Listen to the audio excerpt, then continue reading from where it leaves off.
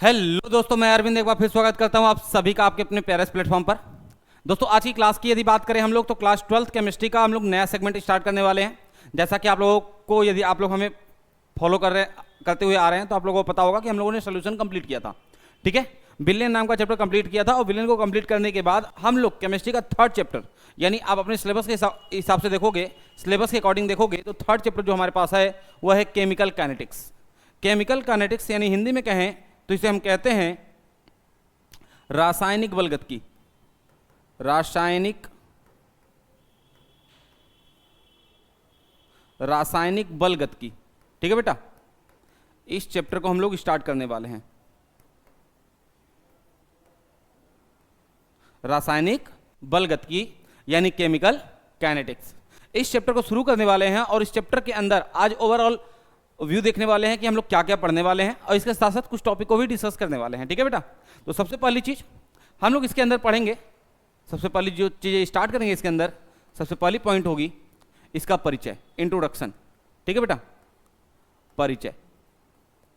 सबसे पहली चीज कि केमिकल काइनेटिक्स क्या होता है और ये किस प्रकार से परिभाषित होता है, इसकी बात हम लोग करेंगे। दूसरी चीज जो इसके अंदर हम लोग पढ़ेंगे वो है तीव्र एवं मंद अभिक्रिया। तीव्र एवं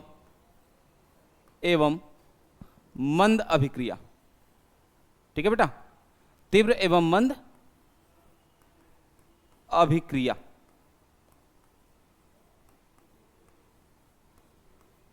ठीक, यानी दूसरी टॉपिक क्या होने वाली है हमारे पास, तीव्र एवं मंद अभिक्रिया।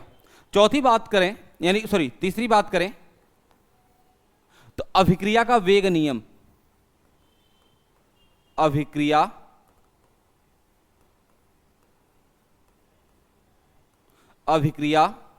का वेग नियम। ये सारी चीजें क्या होती है पूरा चैप्टर में डिटेल में हम लोग बात करेंगे। ठीक है, अभिक्रिया का वेग नियम, ये हमारे चैप्टर का तीसरा टॉपिक होने वाला है। चौथे टॉपिक की ओर बात करें तो चौथा टॉपिक हमारे पास जो होने वाला है वह है अभिक्रिया का वेग स्थिरांक। अभिक्रिया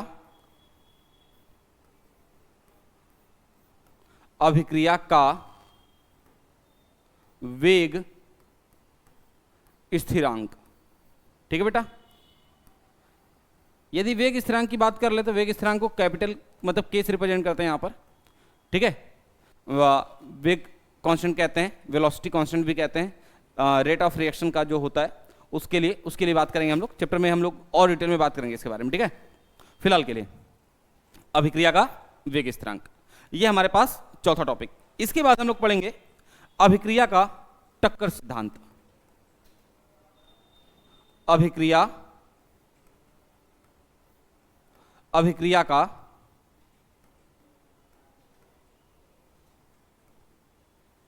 टक्कर सिद्धांत। ठीक है, collision theory of the reaction या collision principle of the reaction, इसके बारे में हम लोग बात करेंगे। ठीक है बेटा, अभिक्रिया का टक्कर सिद्धांत। टक्कर सिद्धांत मतलब कि अभिक्रिया के जो अभिकारक अणु हैं, अभिकारक अणु में कोलिजन हो जाए तो अभिक्रिया की गति में क्या प्रभाव पड़ेगा, अभिक्रिया किस प्रकार से आगे बढ़ेगी, पीछे घटेगी या फिर क्या होगा, ये सारी बातें हम लोग यहां पर करेंगे। तो ये 5 पॉइंट हो गई। छठे पॉइंट के अंदर बात करें तो अभिक्रिया की आणविकता। ठीक है, अगली बात करेंगे अभिक्रिया की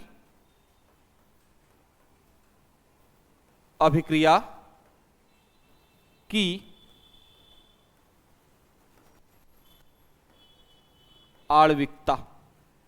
ठीक है बेटा, अभिक्रिया की आणविकता। नेक्स्ट यदि हम लोग बात करें, ठीक है, नेक्स्ट यदि हम लोग बात करें तो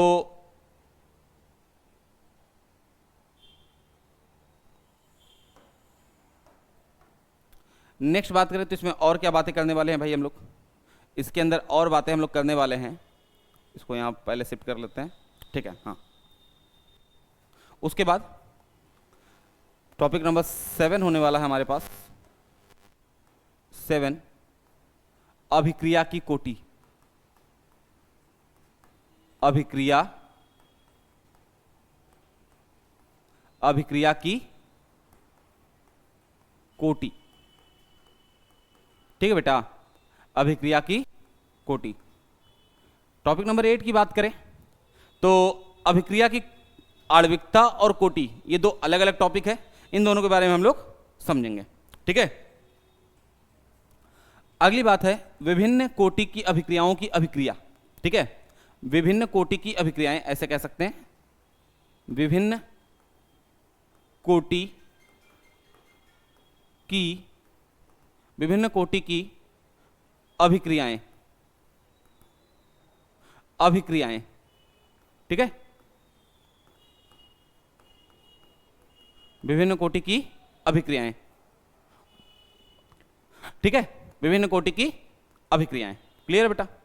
अब ये विभिन्न प्रकार की अभिक्रियाएं हो गई, इतने बारे में बात करना है।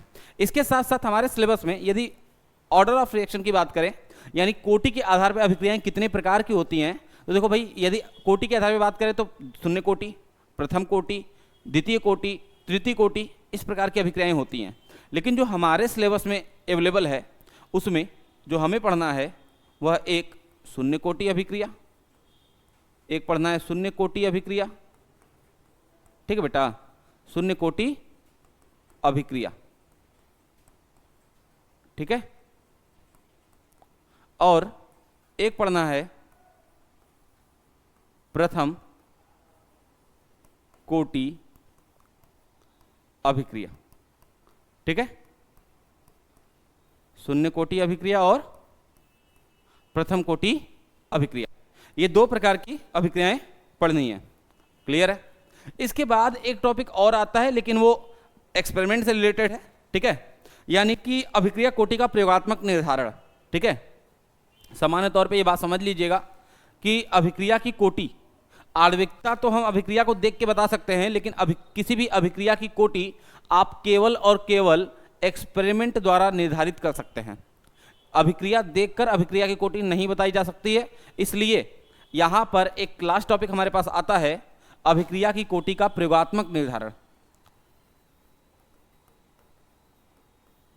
अभिक्रिया की कोटि का प्रयोगात्मक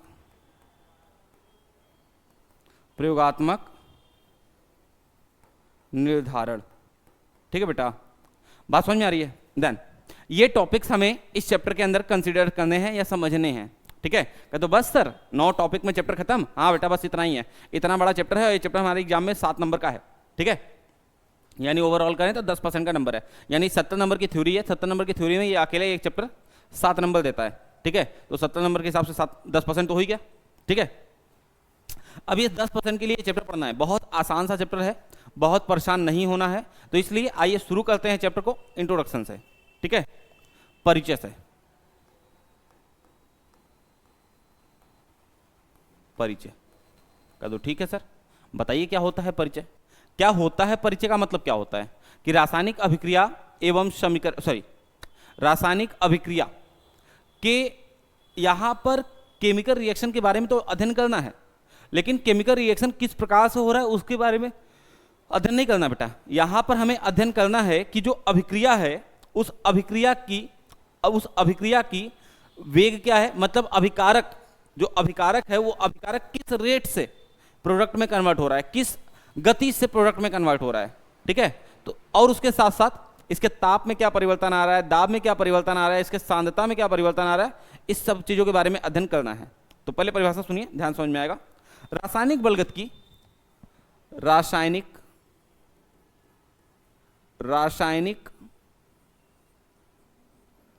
बलगतिकी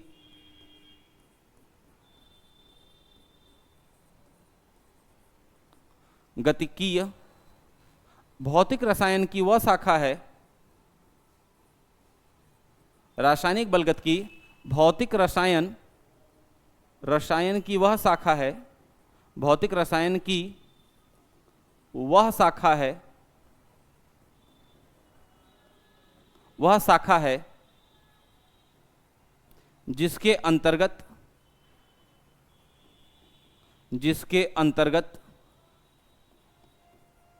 अंतर्गत किसी अभिक्रिया की किसी रासायनिक अभिक्रिया के रासायनिक अभिक्रिया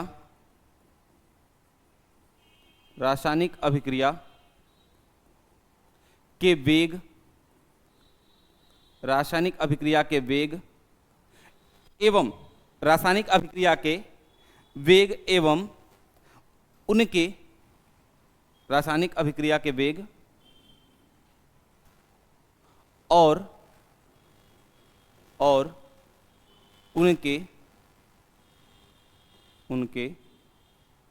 ताप, दाब, सांद्रण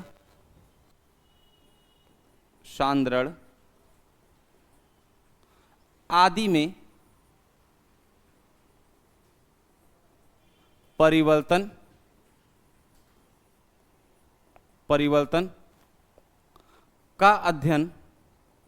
का अध्ययन किया जाता है। अध्ययन सही नहीं लग रहा है?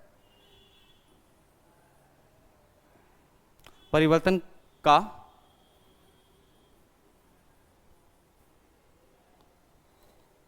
का अध्ययन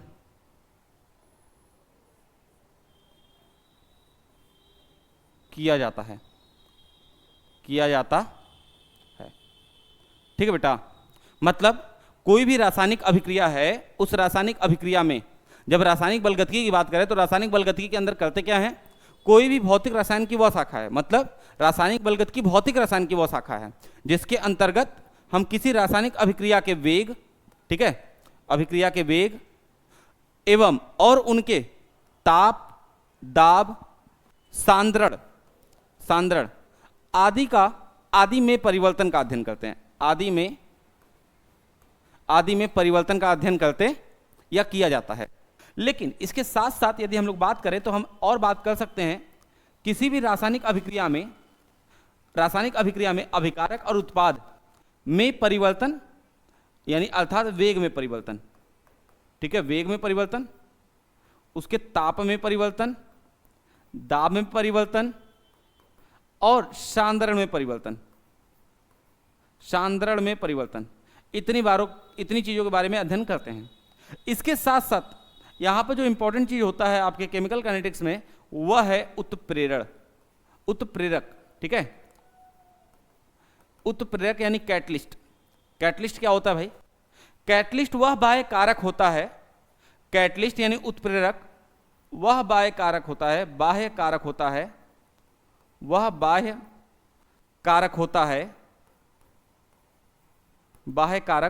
होता है जो किसी रासायनिक अभिक्रिया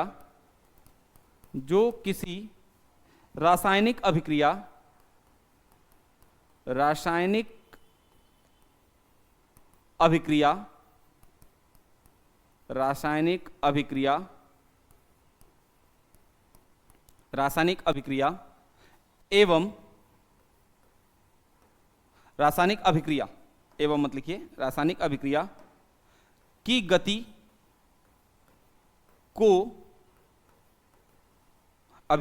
को बढ़ाने या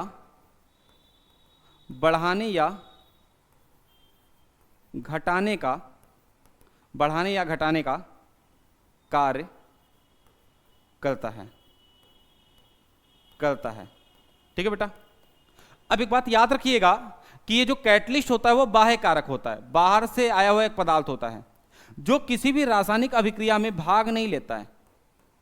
ठीक है, भाग नहीं लेता है, आता है, अपनी वजह से अभिक्रिया की गति को बढ़ाने या घटाने का काम करता है, और जब अभिक्रिया की गति इसकी वजह से प्रभावित हो जाती है और इसका काम हो जाता है तो ये अभिक्रिया को छोड़कर निकल जाता है।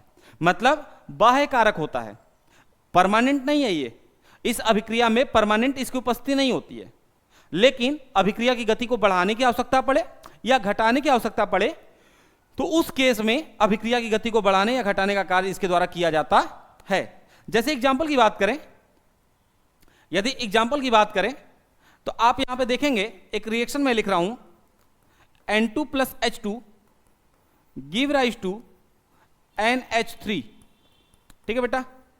N2 plus H2 give rise to NH3, ये अमोनिया बनाने की हैबर विधि है। क्या है भाई? अमोनिया बनाने की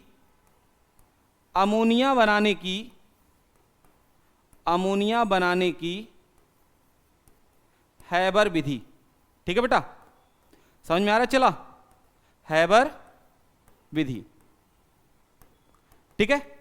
अब इस विधि में यहां पर Fe और MO यानी आयरन और मोलिब्डेनम, दो कैटलिस्ट, दो उत्प्रेरक यूज करते हैं, इसमें से एक अभिक्रिया की गति को बढ़ाने का काम करता है और एक अभिक्रिया की गति को रोकने का काम करता है। बढ़ाने का काम करता है यानी गति को बढ़ाने में सहायक होता है, और दूसरा इसकी गति को मंद करता है यानी मंदक का काम करता है, अभिक्रिया गति को रोकने का काम करता है, ठीक है। यहां आयरन Fe अभिक्रिया यानी कि उत्प्रेरक वर्धक की तरह काम करता है, उत्प्रेरक वर्धक की तरह काम करता है।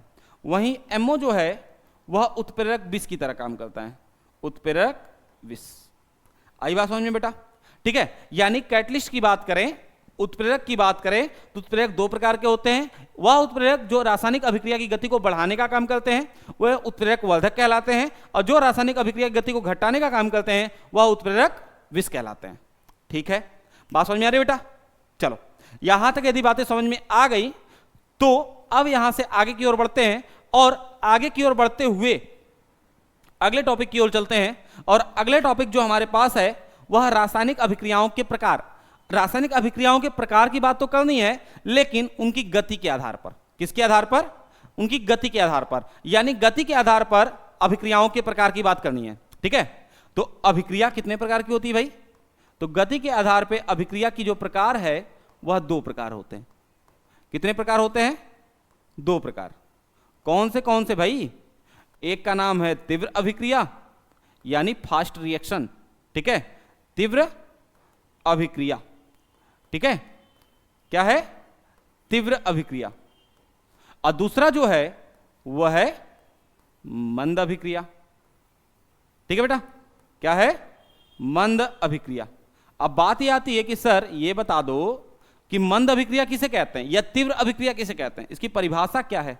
यदि इसके परिभाषा की बात करें हम लोग तो देखो, तीव्र अभिक्रिया का मतलब क्या है? हालांकि इसकी परिभाषा भी हम लोग आगे बात करेंगे, लेकिन आप पहले समझ लो तीव्र अभिक्रिया का मतलब क्या है।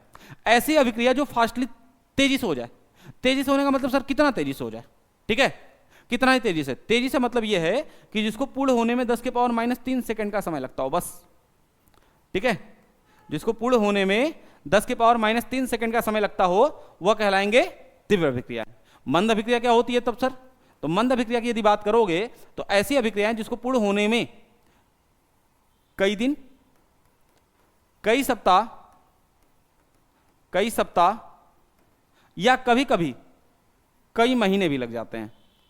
कई महीने भी लग जाते हैं। कहते तो नहीं सर ऐसे मजा नहीं आ रहा है, कुछ एग्जांपल के साथ बताइए ना। तो आइए चलिए एग्जांपल के साथ बात करते हैं नेक्स्ट टॉपिक पर। ठीक है, मतलब इसी टॉपिक को नेक्स्ट पेज पे हम लोग बात करते हैं एग्जांपल के साथ। पूर्ण होने में बहुत ही कम समय, बहुत ही कम समय, बहुत ही कम समय, ठीक है बेटा, कम समय, लगभग 10 के पावर -3 सेकंड। ठीक है बेटा, 10 के पावर -3 सेकंड का समय लगता है, ठीक है, का समय लगता है ऐसी अभिक्रिया को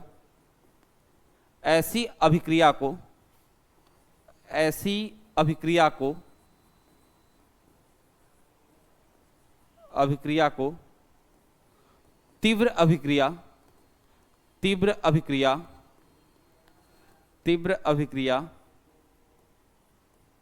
कहते हैं। तीव्र अभिक्रिया कहते हैं। ठीक है बेटा, बात समझ में आ रही है? इसका की पॉइंट क्या है? इसका की पॉइंट है ऐसी अभिक्रिया जिसको पूर्ण होने में 10 के पावर 3 सेकंड का समय लगे। ठीक है, यानी ऐसी अभिक्रिया जिसको पूर्ण होने में 10 के पावर -3 सेकंड का समय लग रहा है, ऐसी अभिक्रिया को तीव्र अभिक्रिया कहते हैं। कहते सर एग्जाम्पल दीजिए। एग्जाम्पल की बात करें तो जितने भी उदासीनीकरण अभिक्रिया हैं, ठीक है, उदासीनीकरण अभिक्रिया, उदासीनीकरण अभिक्रिया, ठीक है, उदासीनीकरण अभिक्रिया, ठीक है बेटा, उदासीनीकरण अभिक्रिया जो होती हैं वे सब के सब, उदासीनीकरण अभिक्रिया जो होती हैं वे सब के सब तीव्र अभिक्रिया होती है। उसके साथ साथ अवक्षेपण अभिक्रिया क्या होती हैं?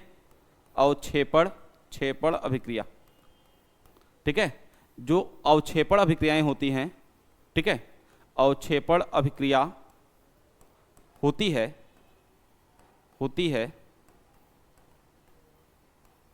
ठीक है, यानी उदासीनीकरण अभिक्रिया या अवक्षेपण अभिक्रिया, इन दोनों को हम क्या कहते हैं? ये दोनों कैटेगरी किस कैटेगरी में आती हैं? ये आती हैं तीव्र अभिक्रिया की कैटेगरी में। कहते सर अब ये बताओ कि उदासीनीकरण अभिक्रिया किसे कहते हैं? अब उदासीनीकरण अभिक्रिया की यदि बात करें हम लोग, ठीक है, सबसे पहली चीज न्यूट्रलाइजेशन रिएक्शन की बात करें तो आप सबको पता होगा, आप लोगों ने क्लास 10th में यदि पढ़ा होगा न्यूट्रलाइजेशन रिएक्शन, उदासीनीकरण अभिक्रिया, तो आपको पता होगा कि जब कोई अम्ल क्षार के साथ अभिक्रिया करता है, जब कोई अम्ल किसी क्षार के साथ अभिक्रिया करता है तो लवण के अतिरिक्त जल बनाता है या जल के अतिरिक्त लवण बनाता है, तो इसी अभिक्रिया को उदासीनीकरण अभिक्रिया करते हैं। मतलब जब कोई रासायनिक कोई अम्ल, जब अम्ल क्षार के साथ अभिक्रिया करके लवण और जल बनाता है, तो इस प्रकार की अभिक्रिया उदासीनीकरण अभिक्रिया कहलाती है। कह दो सर ये तो एग्जाम्पल हुआ नहीं, एग्जाम्पल दीजिए सर। कोई भी एग्जाम्पल ले सकते हैं, कोई भी एक अम्ल ले लीजिए। अम्ल के नाम पे क्या लेते हैं सर? हाइड्रोक्लोरिक एसिड ले लेते हैं, चलिए सर ले लीजिए। क्षार के नाम पे क्या लेते हैं सर? सोडियम हाइड्रोक्साइड लेते हैं सर, ले लीजिए। इन दोनों को अभिकृत करा दीजिए, तो अभिकृत कराने पर मिलेगा क्या? NaCl मिलेगा प्लस H2O मिलेगा। ठीक है भाई, अब इस केस में ये जो अभिक्रिया आपने लिखी, ये अभिक्रिया उदासीनीकरण का एग्जाम्पल है और उदासीनीकरण का एग्जाम्पल है, तो इसलिए ये अभिक्रिया तीव्र अभिक्रिया कहलाएगी। ठीक है, क्योंकि उदासीनीकरण अभिक्रिया के जितने भी एग्जाम्पल होंगे वे सब के सब तीव्र अभिक्रिया के एग्जाम्पल होते हैं। बोलो भाई, समझ में आ गया? यहां तक सही है? कह दो नहीं सर एक एग्जाम्पल में कैसे काम चलेगा, एक आंख और दीजिए ना सर। चलो भैया एक आंख और ले लो। एक आंख और लेने की यदि बात करें तो जैसे मान लो सल्फ्यूरिक एसिड ले लो, H2SO4, ठीक है, इसकी अभिक्रिया किसके साथ कराओगे? अमोनियम हाइड्रोक्साइड के साथ करा दो। ठीक है, अमोनियम हाइड्रोक्साइड के साथ कराओगे तो क्या बनेगा? अमोनियम सल्फेट बन जाएगा। ठीक है, क्या बन जाएगा? अमोनियम सल्फेट बन जाएगा। NH4 whole twice SO4 plus H2O, ये बन जाएगा। इसके साथ साथ कुछ और एग्जाम्पल ले लेते हैं सर। बिल्कुल ले लीजिए सर।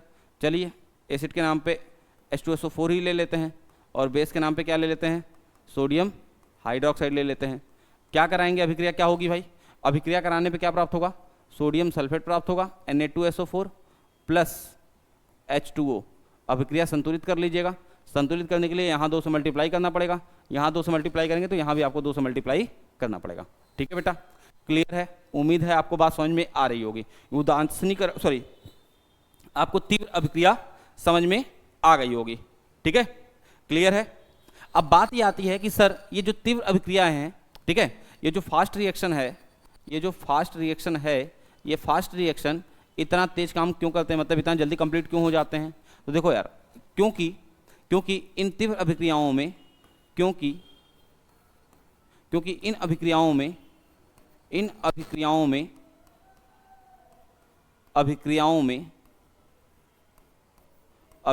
में बंध टूटते नहीं है ना, बंध नहीं टूटते हैं, बंध टूटते नहीं हैं। इस कारण से ऐसा होता है, क्योंकि बॉन्ड टूटता नहीं है तो बॉन्ड टूटने में एनर्जी लगाने में बहुत टाइम नहीं लगा, और जब टूटा नहीं तो जोड़ने में भी टाइम नहीं लगेगा। इस कारण से ये रिएक्शन फास्ट हो जाते हैं। क्लियर है?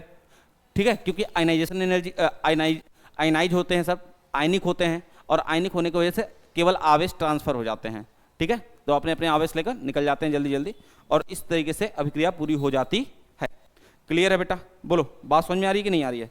यहां तक में कोई परेशानी है तो बताइए जल्दी जल्दी। ठीक है, ठीक, बात समझ में आ गई? चलिए, वेरी गुड। इसी के साथ साथ अगले टॉपिक हम लोग बढ़ेंगे, वो है मंद अभिक्रिया। क्या है? मंद अभिक्रिया। ठीक है, मंद अभिक्रिया। अब बात ये आती है कि मंद अभिक्रिया किसे कहते हैं। यदि मंद अभिक्रिया की बात की जाए तो यानी एक ऐसी अभिक्रिया, ठीक है, यानी ऐसी अभिक्रिया जो अभिक्रिया तो करा दी, लेकिन अभिक्रिया कराने के बाद जो उसके उत्पाद या इनके अभिक्रिया के बाद के लक्षण हैं उसको दिखने में कई दिन लग जाते हैं। अरे कभी कभी तो ऐसे भी होते हैं कि वो कई घंटे लग जाए, कभी तो ऐसा होता है एक आध दिन लग जाए, कभी कभी एक आध हफ्ते भी लग सकते हैं, और कभी कभी कई महीने भी लग सकते हैं। ठीक है, तो अब उस केस में ऐसी अभिक्रियाएं ऐसी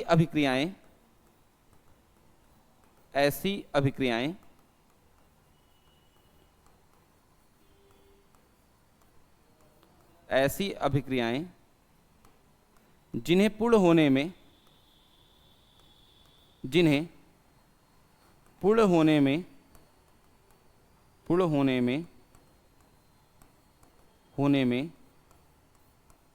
एक दिन,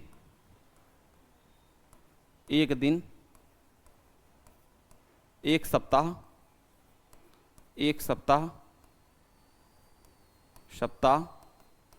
एक महीना,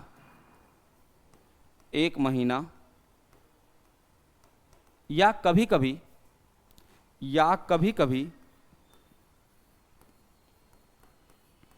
कभी एक साल भी लग जाते हैं,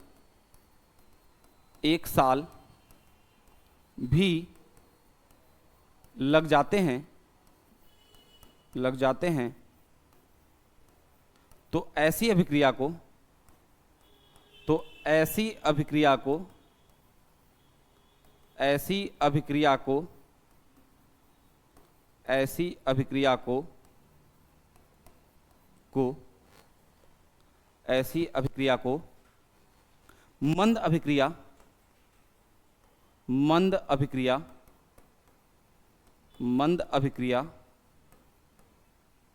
मंद अभिक्रिया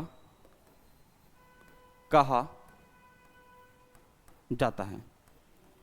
ऐसी अभिक्रिया को मंद अभिक्रिया कहा जाता है। ठीक है, कह दो सर मंद अभिक्रिया का मतलब क्या है? जिसके अभिक्रिया कराने के पश्चात इसके उत्पाद में जो परिवर्तन हुआ है, मतलब जो नया उत्पाद बना हुआ है, उस उत्पाद का परिलक्षण हो ही नहीं रहा है, मतलब उसमें वो उस उत्पाद परिलक्षित ही नहीं हो रहा है। ठीक है, जिसको परिलक्षित होने में एक आध दिन लग जाए, ठीक है, एक आध दिन, कोई एक आध सप्ताह, या कभी कभी एक आध साल का समय भी लग जाए, तो ऐसी अभिक्रिया को मंद अभिक्रिया कहते हैं। कह दो नहीं सर ऐसे कि मान ले, ऐसे कोई अभिक्रिया होती नहीं है। तो जैसे एग्जांपल समझ लो, जल का बनना,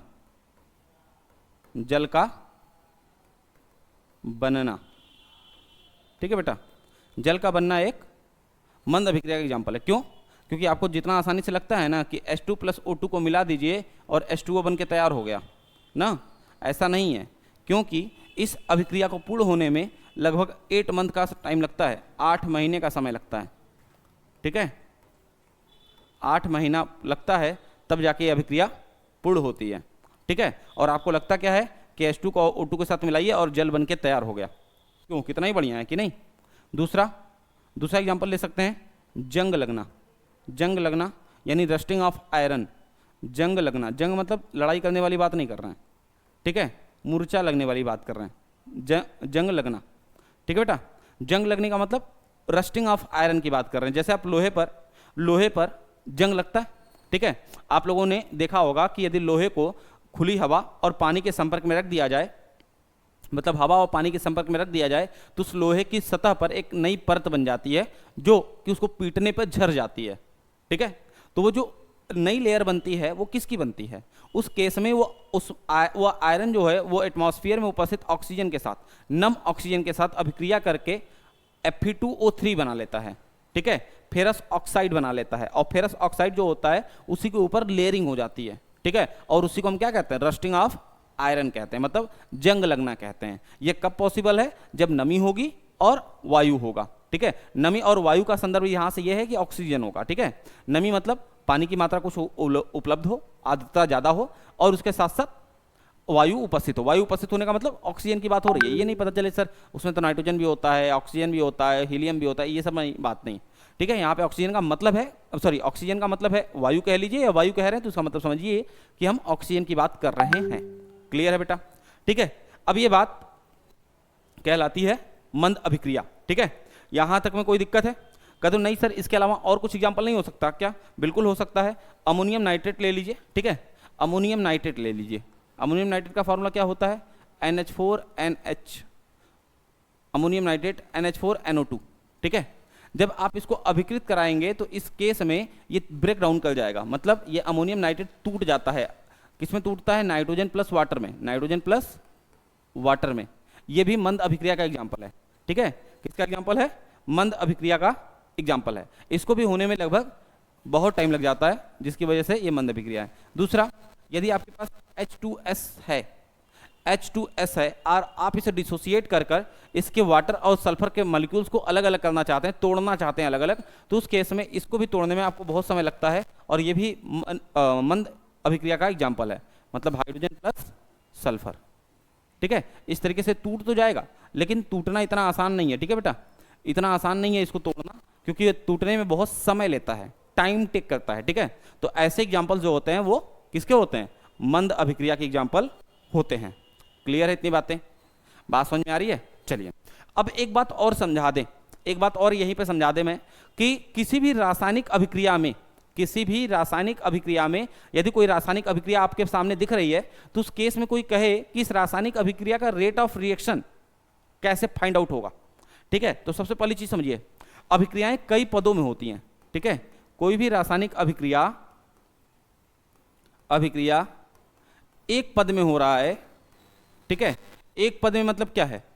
मतलब रिएक्टेंट लिखा, रिएक्ट कराया और सीधे प्रोडक्ट बन गया, बीच में कुछ भी मीडिएटर नहीं बना, कुछ भी माध्यमिक यौगिक नहीं बना। तो माध्यमिक यौगिक भी बनता है क्या? हाँ भाई बिल्कुल बनता है, माध्यमिक यौगिक। ठीक है, माध्यमिक यौगिक का मतलब क्या है? कि बीच में ये पदार्थ बना था जो दिखाया नहीं गया, लेकिन अभिक्रिया को पूरी करने के लिए रिएक्टेंट और प्रोडक्ट दिखाकर बीच वाले इस पदार्थ को साइड कर दिया गया। माध्यमिक यौगिक स्टेबल नहीं होता। जब रिएक्टेंट होता है, रिएक्टेंट रिएक्ट करता है तो ये इंटरमीडिएट यौगिक बनता है, और ये इंटरमीडिएट यौगिक जो होता है ये स्टेबल नहीं होता है, तो स्टेबल ना होने की वजह से तुरंत कन्वर्ट हो जाता है किसमें? प्रोडक्ट में, लेकिन ये बनता है। क्लियर है? यदि अभिक्रिया एक पद में हो रही है तो यही पद जो होगा ये इसके वेग को निर्धारित करेगा। किसको निर्धारित करेगा? वेग को, अभिक्रिया के वेग को बताएगा। लेकिन यदि अभिक्रिया कई पदों में हो रही है, अभिक्रिया एक से ज्यादा पदों में हो रही है, तो उस केस में उस अभिक्रिया की गति के बारे में जो बताएगा, अभिक्रिया के वेग के बारे में जो बताएगा, वह पद होगा जो अभिक्रिया का मंद पद होगा। मतलब अभिक्रिया जिस पद में अभिक्रिया की गति कम होगी, जिस पद में अभिक्रिया की गति कम होगी, उस पद द्वारा अभिक्रिया की गति का निर्धारण किया जाता है। क्लियर है? मतलब मंद पद अभिक्रिया के वेग का निर्धारण करता है। ठीक है, मंद पद अभिक्रिया के वेग का निर्धारण करता है। क्लियर है भाई? ठीक है, क्लियर है। अब अगली टॉपिक हम लोग बात करें प्राथमिक अभिक्रिया। ठीक है, प्राथमिक अभिक्रिया अगली टॉपिक हमारे पास होने वाली है, प्राथमिक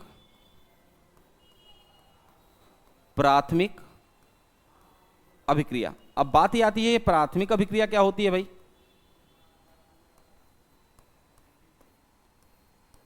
ठीक है भाई, ये प्राथमिक अभिक्रिया होती क्या है? ठीक है, ये प्राथमिक अभिक्रिया किसे कहते हैं? ठीक है, तो यदि प्राथमिक अभिक्रिया की बात की जाए, ठीक है, तो प्राथमिक अभिक्रिया का मतलब ऐसी अभिक्रिया जो एक पद में पूर्ण होती है। ठीक है, ऐसी अभिक्रिया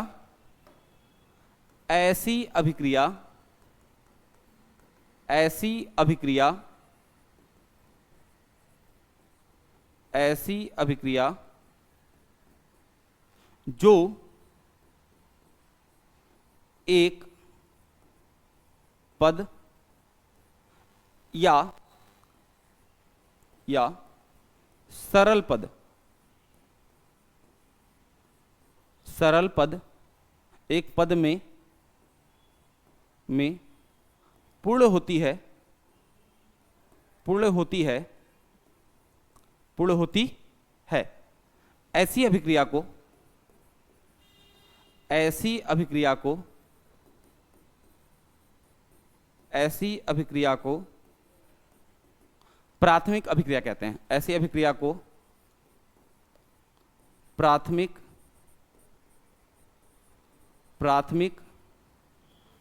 अभिक्रिया कहते हैं। ठीक है बेटा, प्राथमिक अभिक्रिया कहते हैं।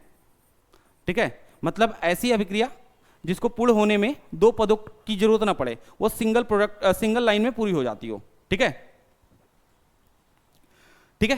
अब रही बात की, जैसे आप एग्जाम्पल समझिए, नाइट्रोजन मोनोऑक्साइड है, इसकी अभिक्रिया, नाइट्रोजन मोनोऑक्साइड है, इसकी अभिक्रिया आप ओजोन के साथ करा दीजिए। किसके साथ?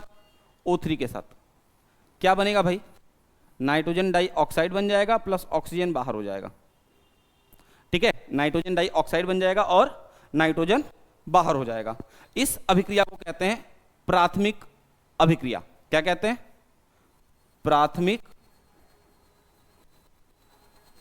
प्राथमिक अभिक्रिया। मतलब यह है कि बीच में कोई मीडिएटर नहीं है। मीडिएटर का मतलब क्या है? बीच में कोई माध्यमिक यौगिक नहीं है और इसके बाद ये कोई अभिक्रिया करेगा नहीं, बस यहीं पे जाके ये स्टेबल है, बस इससे ये बन गया, बस अब इसके अलावा कुछ नहीं होगा। लेकिन कुछ ऐसी अभिक्रियाएं भी होती हैं जहां पर कि अभिक्रिया एक से अधिक पदों में गमन करता है। मतलब अभिक्रिया एक पद में होने के साथ साथ एक से अधिक पदों में भी होता है। और जब एक से अधिक पदों में होता है तो उस केस में उन अभिक्रियाओं को, उसमें जो पहले स्टेप में बनेगा उसे हम माध्यमिक अणु या माध्यमिक यौगिक कहेंगे। कभी एग्जांपल दीजिए, एग्जांपल समझो। ठीक है, ऐसी अभिक्रियाएं जो कई पदों में पूर्ण होती हैं। ठीक है, ऐसी अभिक्रियाएं जो कई पदों में पूर्ण होती हैं। ठीक है, ऐसी अभिक्रियाएं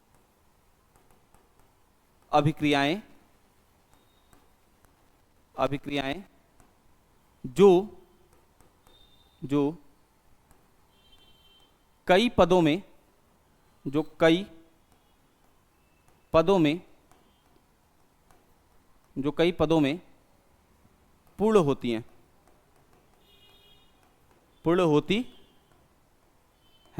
ठीक है, उनकी बात हम लोग कर रहे हैं।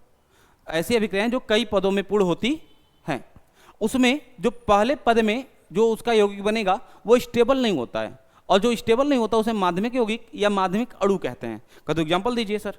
एग्जांपल की बात करें तो यदि नाइट्रोजन डाइऑक्साइड NO2 की अभिक्रिया, NO2 की अभिक्रिया आप NO2 अणु के साथ ही करा दीजिए। किसके साथ करा दीजिए? NO2 अणु के साथ। जब आप इसके साथ अभिक्रिया कराओगे तो बनेगा क्या? NO3 plus NO। क्या बनेगा? NO3 प्लस NO, ये बन गया। लेकिन अब इस केस में ये जो NO3 बना, ये NO3 है, ये जो बना ये कार्बन मोनोऑक्साइड के साथ अभिक्रिया कर लेगा। किसके साथ अभिक्रिया कर लेगा? Carbon monoxide. कार्बन मोनोऑक्साइड के साथ अभिक्रिया करके नाइट्रोजन ट्राइऑक्साइड को नाइट्रोजन डाइऑक्साइड में कन्वर्ट कर देगा और कार्बन डाइऑक्साइड का फॉर्मेशन कर लेगा। क्लियर है? अब इस केस में इसको ध्यान से देखो, इसको दूसरे तरीके से भी लिखा जा सकता है कि नाइट्रोजन ट्राइऑक्साइड कार्बन मोनोऑक्साइड के साथ अभिक्रिया करके nitrogen dioxide plus carbon dioxide का निर्माण करती है। ठीक है, ये थोड़ा रिएक्शन देखिएगा, इसको ध्यान से। ये अभिक्रिया और इस अभिक्रिया में क्या अंतर है? कोई अंतर नहीं है। क्या तो ये यहां से शुरू हुआ ना, यहां से शुरू हुआ और यहां कंप्लीट हुआ, यानी ये एक स्टेप है और ये दूसरा स्टेप है। लेकिन इसी अभिक्रिया को लिखने का एक तरीका यह है कि आपने एक सिंगल स्टेप में बता दिया। तो अब इस केस में ये जो बना, ठीक है, ये जो बना इसे हम कहते हैं माध्यमिक यौगिक। क्या कहते हैं? माध्यमिक यौगिक, माध्यमिक यौगिक या माध्यमिक अणु। क्या कहते हैं? माध्यमिक अणु। बात समझ में आ रही है बेटा? ये जो बना है उसे हम क्या कहते हैं? माध्यमिक अणु या माध्यमिक यौगिक। ठीक है, क्लियर है इतनी बातें? बोलो भाई। समझ में आ रहा है यहां तक में कोई दिक्कत? ठीक है, चलो क्लियर इतनी बातें। अब इसमें एक पॉइंट और समझ लेंगे, थोड़ा ध्यान से समझिएगा कि प्राथमिक अभिक्रिया, जो इसके पहले अभी हम लोगों ने समझा, प्राथमिक अभिक्रिया, किसी प्राथमिक अभिक्रिया के लिए किसी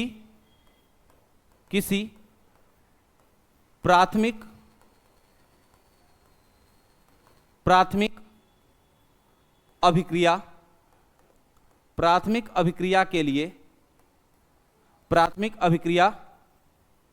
के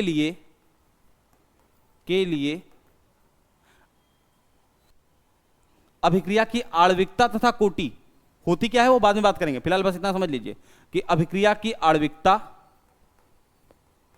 तथा अभिक्रिया की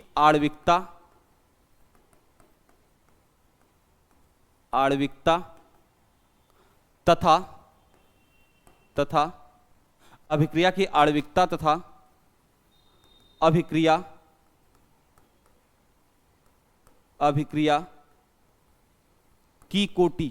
अभिक्रिया की कोटि सदैव समान होती है, सदैव समान होती हैं, समान होती है। समान होने का मतलब बराबर होती हैं, यानी अभिक्रिया की कोटि यदि एक है तो अभिक्रिया की आणविकता भी एक होगी, अभिक्रिया की आणविकता 2 है तो अभिक्रिया की कोटि भी 2 होगी। कब? प्राथमिक पद अभिक्रिया के लिए। किसके लिए कंडीशन दे रहा है? प्राथमिक अभिक्रिया के लिए, ठीक है, जो फर्स्ट रिएक्शन है उसके लिए, मतलब एक पद में होने वाली अभिक्रिया को प्राथमिक अभिक्रिया कहते हैं, या इसी को प्राथमिक पद अभिक्रिया भी कहा जाता है, ठीक है, प्राथमिक अभिक्रिया कहिए या इसी को प्राथमिक पद अभिक्रिया भी कहा जाता है। क्लियर है बेटा, कोई दिक्कत? चलिए, वेरी गुड, ये हो गए तीसरी पॉइंट। इसी में एक पॉइंट और समझ लेते हैं थोड़ा ध्यान से कि किसी भी रासायनिक अभिक्रिया में यदि किसी अभिक्रिया की कोटि भिन्नात्मक राशि हो तो वह प्राथमिक अभिक्रिया नहीं कहलाएगी, क्योंकि आणविकता कभी भी भिन्न राशि नहीं हो सकती है। यदि, समझ लीजिए क्या कहना चाह रहा है, यदि किसी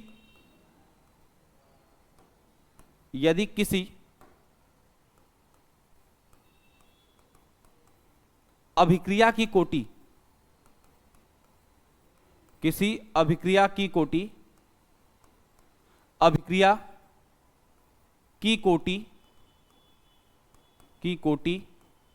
भिन्नात्मक है। भिन्नात्मक मतलब क्या है बता रहे हैं, भिन्नात्मक मान है तो अभिक्रिया की वह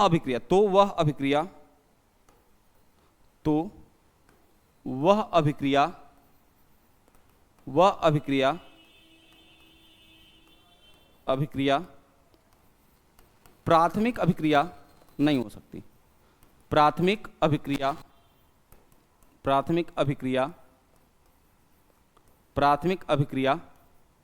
नहीं हो सकती है, नहीं हो सकती है। कह तो क्यों नहीं हो सकती है सर? नहीं हो सकती है, ठीक है, क्योंकि अभिक्रिया की जो आणविकता है, ठीक है, किसी भी अभिक्रिया की कोटि भिन्नात्मक मान है तो वह अभिक्रिया प्राथमिक अभिक्रिया नहीं हो सकती। क्यों? क्योंकि कंडीशन दे रखा है ना भैया कि अभिक्रिया, अभी यहीं पे लिखा तो है कि कोटि और आणविकता बराबर होती है। किसके लिए? कोटि और आणविकता बराबर होती है। बराबर होती है किसके लिए? प्राथमिक अभिक्रिया के लिए। किसके लिए? प्राथमिक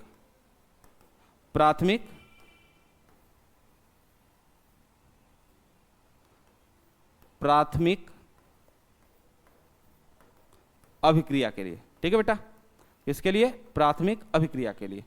प्राथमिक अभिक्रिया के लिए कोटि और आणविकता बराबर होती है, लेकिन यदि कोटि भिन्नात्मक हो गई, कैसी हो गई? भिन्नात्मक। यदि कोटि भिन्नात्मक हो गई तो अभिक्रिया जो होगी वो प्राथमिक अभिक्रिया नहीं होगी। क्यों? क्योंकि आणविकता जो होती है वो भिन्नात्मक नहीं होती है। क्या होती है? भिन्नात्मक नहीं होती है, ठीक है। प्राथमिक अभिक्रिया के लिए सिचुएशन बता रहे हैं ना। अब ये कोटि भिन्नात्मक होती है नहीं होती है, ये सारी बातें हमें जब कोटि और मतलब आणविकता और कोटि, ऑर्डर मतलब कि मॉलिक्यूलिटी और ऑर्डर, जब दोनों में डिफरेंस की बात करेंगे तो वहां पे हम डिस्कस करेंगे, ठीक है। तो उस केस में यहाँ पर, क्योंकि ये दोनों बराबर नहीं हो पाएंगे, क्योंकि ये होता ही नहीं है इस फॉर्म में और ये इस फॉर्म में होता है। तो यदि मान लो इसका मान 2/3 आया तो इसका मान 2/3 आ ही नहीं सकता, और जब 2/3 आ ही नहीं सकता तो ये बराबर हो नहीं सकते, और जब बराबर नहीं होगे तो प्राथमिक अभिक्रिया हो ही नहीं सकता, क्योंकि प्राथमिक अभिक्रिया होने के लिए पहली कंडीशन तो यही है कि कोटि और आणविकता दोनों का मान बराबर होना चाहिए। क्लियर है बेटा? बोलो, समझ में आ रहा है नहीं आ रहा है? ठीक है, क्लियर है? इतनी बातें समझ में आ रही है? अब यदि इतनी बातें समझ में आ रही है तो नेक्स्ट टॉपिक की ओर बढ़ेंगे और अगले टॉपिक को समझते हुए हम लोग बात करेंगे अभिक्रिया का वेग। अभिक्रिया का वेग, अभिक्रिया अभिक्रिया का वेग। ठीक है बेटा, यानी रेट ऑफ रिएक्शन। ठीक है, अभिक्रिया का वेग क्या होता है? किसी अभिक्रिया में, ठीक है, किसी अभिक्रिया में परिभाषा है सीधे सीधे, किसी अभिक्रिया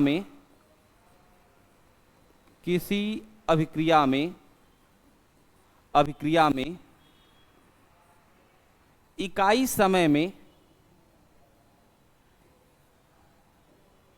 अभिक्रिया में इकाई समय में, इकाई समय में अभिकारक की सांद्रता में, अभिकारक की सांद्रता में किसी अभिक्रिया में इकाई समय में अभिकारक की सांद्रता में होने वाले परिवर्तन में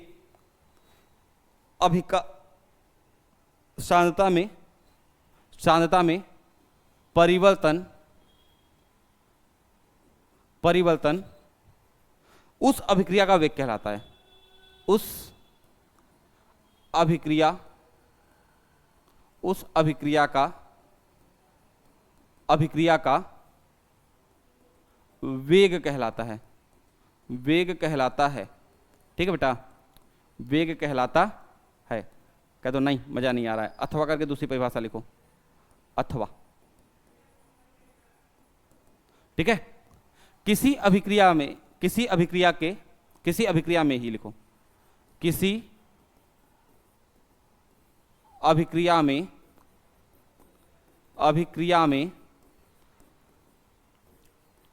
में अभिकारक या उत्पाद, अभिकारक या उत्पाद की सांद्रता में, अभिकारक या उत्पाद की सांद्रता में इकाई समय में हुए परिवर्तन को, इकाई मतलब एकांक समय, ठीक है, इकाई समय में हुए परिवर्तन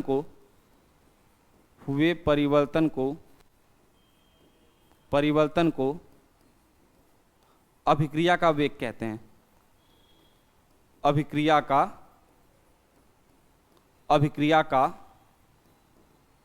वेग कहते हैं। ठीक है बेटा, अभिक्रिया का वेग कहते हैं। ठीक है भाई, बात समझ में आ रही है? ठीक है, ये रहा रेट ऑफ रिएक्शन की डिफिनेशन। क्या बात फिर समझो, किसी अभिक्रिया में इकाई समय में अभिकारक की सांद्रता में परिवर्तन उस अभिक्रिया का वेग कहलाता है, या किसी अभिक्रिया में अभिकारक या उत्पाद की सांद्रता में इकाई समय में हुए परिवर्तन को अभिक्रिया का वेग कहते हैं। मतलब जैसे मान लो एक रिएक्टेंट है और इससे प्रोडक्ट बन रहा है, इससे क्या बन रहा है? प्रोडक्ट बन रहा है। ठीक है, इससे प्रोडक्ट बन रहा है, तो उस केस में इससे कितना प्रोडक्ट बना? मान लो कि सपोज करते हैं कि हम 10 किलो गेहूं मशीन वाले को दे के आए थे कि भैया आटा बना दो इसको। तो रिएक्टेंट हमारे पास क्या है? गेहूं के फॉर्म में। किस फॉर्म में?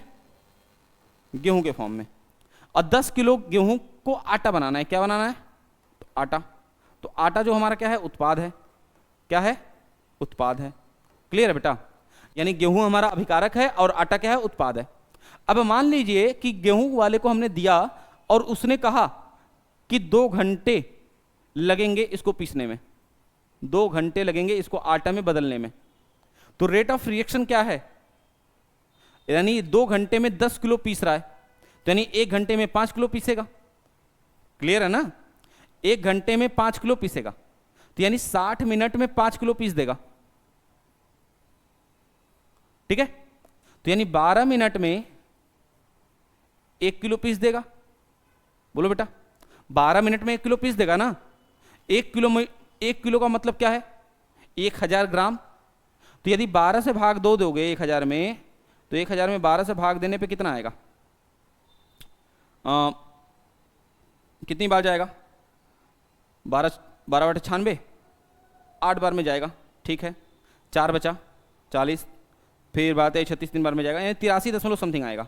यानी 1 मिनट में ये 83 ग्राम गेहूं पीसेगा, यानी 1 मिनट में 83 ग्राम गेहूं कम होकर 83 ग्राम आटा बन जाएगा। क्लियर है, तो रेट ऑफ रिएक्शन क्या हुआ, 83 ग्राम गेहूं पर मिनट। ठीक है, तो रेट ऑफ रिएक्शन क्या है, 83 ग्राम गेहूं पर मिनट। तो ये अभिक्रिया, अब इस केस में गेहूं घटेगा तभी तो आटा बनेगा ना, तो यानी गेहूं की सांद्रता में कमी आएगी, गेहूं की मात्रा में कमी आएगी और आटा की मात्रा में बढ़ोतरी होगी। तो जिसकी मात्रा में कमी यानी उसकी सांद्रता में कमी हो रही है, और जिसकी मात्रा बढ़ोतरी हो रही है यानी उसकी सांद्रता में वृद्धि हो रही है। क्लियर है, तो यानी रेट ऑफ रिएक्शन की बात करें तो गेहूं की सांद्रता घट रही है और आटे की सांद्रता बढ़ रही है, लेकिन किस दर से बढ़ रही है, तो 83 ग्राम पर मिनट के दर से बढ़ रही है। मतलब 1 मिनट में 83 ग्राम गेहूं आटे में कन्वर्ट हो रहा है। तो इस अभिक्रिया की दर क्या है, इस अभिक्रिया की गति क्या है, 83 ग्राम गेहूं पर मिनट, 83 ग्राम गेहूं पर मिनट। बात समझ में आ रही है बेटा, क्लियर है, बोलो। ठीक है, क्लियर है। अब इसको फार्मूला के फॉर्म में लिखना चाहें तो अभिक्रिया का वेग बराबर, अभिक्रिया का वेग बराबर अभिक्रिया का वेग बराबर अभिकारक की सांद्रता में हुआ परिवर्तन, अभिकारक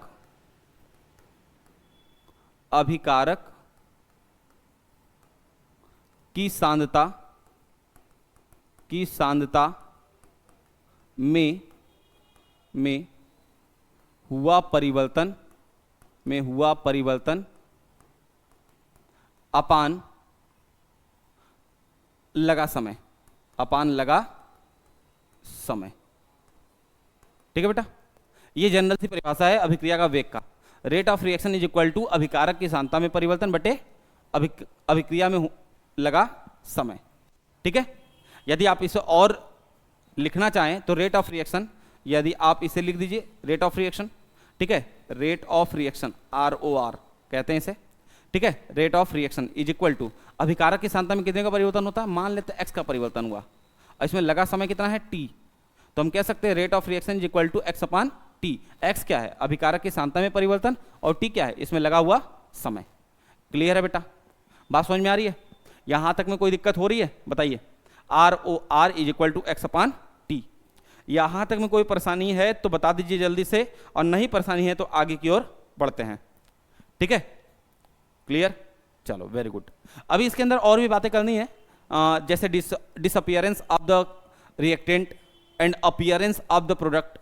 ये क्या प्रोसेस होता है, यानी कि जाहिर सी बात है जब आपका रिएक्टेंट अभिकारक मतलब अभिक्रिया होगा तो अभिक्रिया में अभिकारक घटेगा उत्पाद बनेगा, अभिकारक घटेगा तो उत्पाद बनेगा, तो अभिकारक जो होगा उसका वह डिसअपियर होने लगेगा, मतलब घटने लगेगा, तो यानी दिखना कम हो जाएगा। एक समय आएगा कि वो डिसअपियर हो जाएगा, और वहीं पर प्रोडक्ट जो होगा वो पहले डिसअपियर था, फिर बनना शुरू हुआ, धीरे धीरे बना, और एक बार ये होगा कि बस वो प्रोडक्ट ही अपीयर हो रहा है, बाकी रिएक्टेंट क्या हो गया, डिसअपियर हो गया, यानी खत्म हो गया। क्लियर है, बात समझ में आ रही है बेटा। ठीक है, अब इस केस में कि इसका डिसअपियरेंस क्या होता है, अपीयरेंस क्या होता है, इस केस में हम लोग थोड़ा सा बात करेंगे, लेकिन एक छोटा सा ग्राफ पहले समझ लीजिए।